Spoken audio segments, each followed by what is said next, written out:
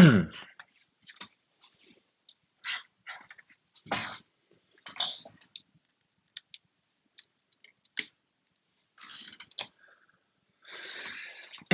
right, guys. Good morning. Good morning. Welcome aboard to the Morning Note. My name is Carlos Garcia, founder and CEO of G.A.R Capital. Thank you so much for taking the time out of your day to join me today and every morning, 9 a.m. Eastern Standard Time here on the YouTube channel. Make sure to like, subscribe to our channel. The like button gives you that thumbs up. Really do appreciate it. Helps the algorithm. Comment your questions. Subscribe to our channel, of course. Bottom right-hand corner of your screen, little black logo. Click on that. Let's go ahead and get started. It is July 20th on a Wednesday. The Dow is down about 42 points on the future side. NASDAQ pretty flat, down about 0.06. S&P down 0.11. Russell down 0.19%. Crude oil down 2%, 98.70 a barrel. Gasoline futures down 0.68%. Gold futures down 0.23%, 1706. Silver futures 1873, bouncing slightly. So again, pretty quiet on the Western front here. Euro dollar 102.09, down about 20 pips. Dollar yen is down about 14 pips. Bitcoin continues to run. Future side 23,835, testing that 24,000 level. And Ethereum at 1604, up 2.62% on the future side. 10-year yields 2.963, below 3% again. The dollar bouncing. This is why we kind of reversed the futures top overnight. We were up around 39.63. So we're about 30 handles away from the overnight peak. The dollar did bounce this morning right around 7 at 106.49. We got it to as high as 107.12. We're kind of stabilizing now. We're off the lows because of the dollar. So again, we're still keeping an eye on that 106.41 level for the dollar. If that continues to break down and we get down to around 105, let me go and expand this chart. Then we'll get to 4,000 like we talked about yesterday.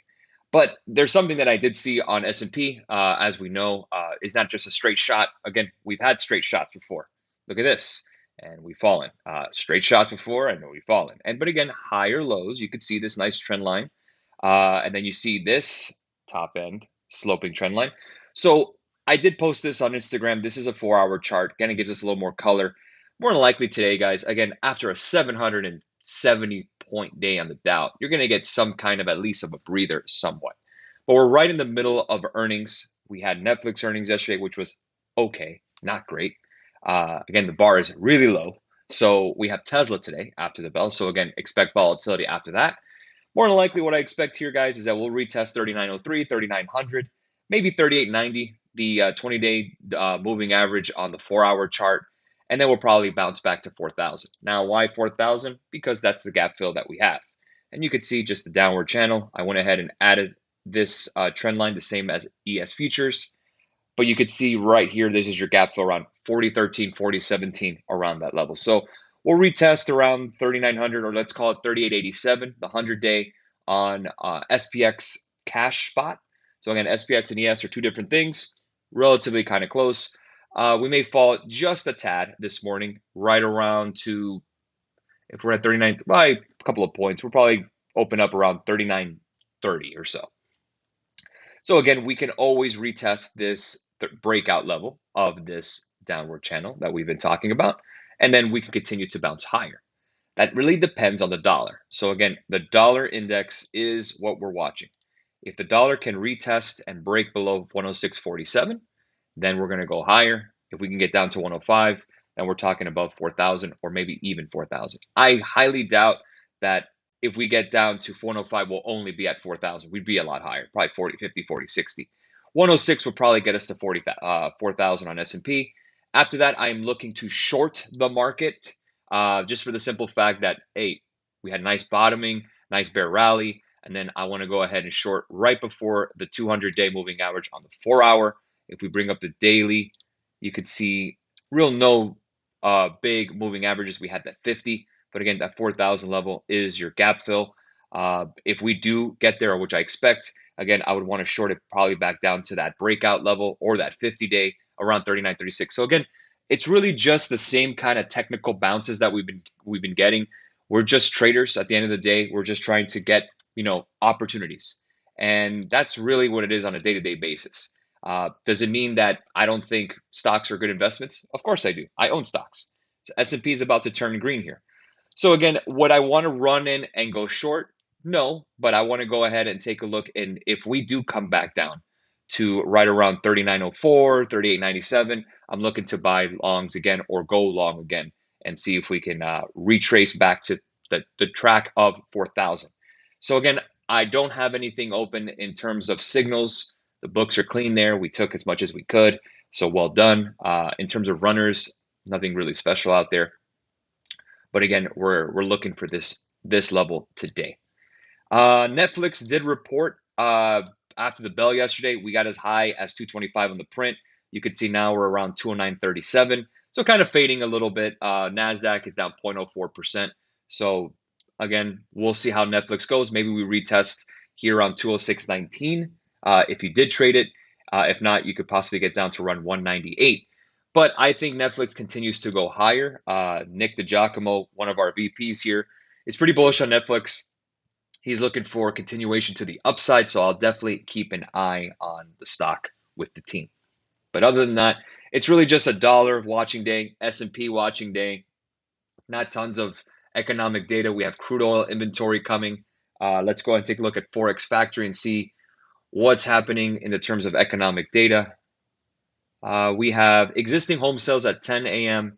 and at 10:30 we have crude oil inventories. So pretty quiet. We did have mortgage applications come in worse since in 22 years because of higher interest rates.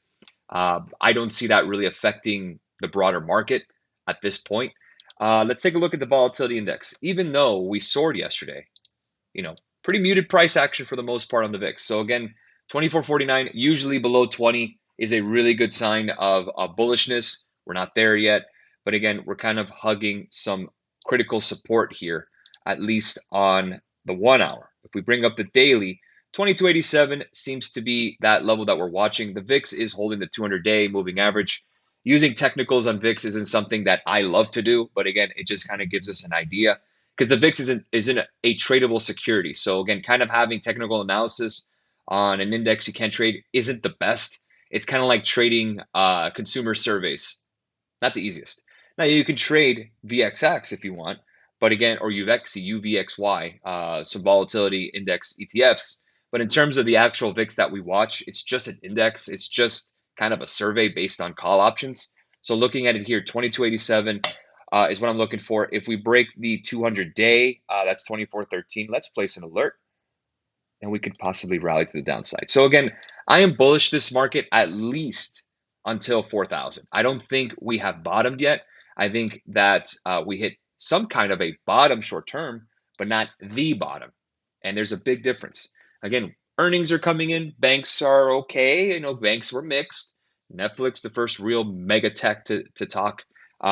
Their guidance wasn't horrific. Again, low bar. Expectations are pretty tempered. But for now, we have more earnings to go. Tesla will be a good one to kind of give us a barometer on growth names. Tesla being a high growth name, expensive stock in terms of PE. Let's see how the stock actually, how the stock actually performs post earnings. We'll read the earnings report. We'll go over it with you guys at 5 p.m. Eastern Standard Time after the bell. Morning, boss. Looking to play that SPX fill gap up? Yeah, William is asking. Yeah, we're looking for that SPX as always. That's something we've been talking about for weeks.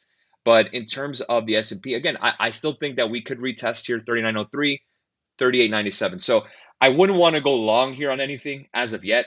If we start breaking above this recent high of 3964, maybe you can catch a couple of points of that gap fill, sure. But I would love us to actually retest here. It seems more technically sound that we'll probably retest 3,900, that breakout level, and then we'll bounce back. So again, don't be surprised. We get back down there. We kind of hover around 3897, 3,900. That's an opportunity to go long. Take a look at the call options there.